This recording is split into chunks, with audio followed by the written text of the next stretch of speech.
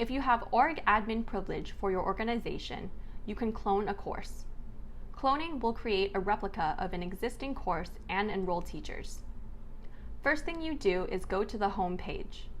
Make sure to select org admin on the top left and select List View. Then select the course you want to clone and click on the Clone button. These are all the options available in the cloning menu. Special attention will need to be paid to the following options. In most cases, you would want to select Clone by Copy, where child will have its own copy of the content.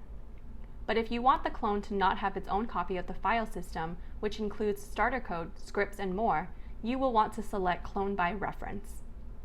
In this case, if the parent changes the content, it will automatically reflect in the children. Teacher Editable is an option if you want to allow a teacher to change the content. In most cases, this option will be selected. If Inherent Published State is selected, child assignments will use the same published flag as the parent assignment. If Clone by Copy is selected, child assignments are no longer linked to the parent assignment and will need to be manually published on their own.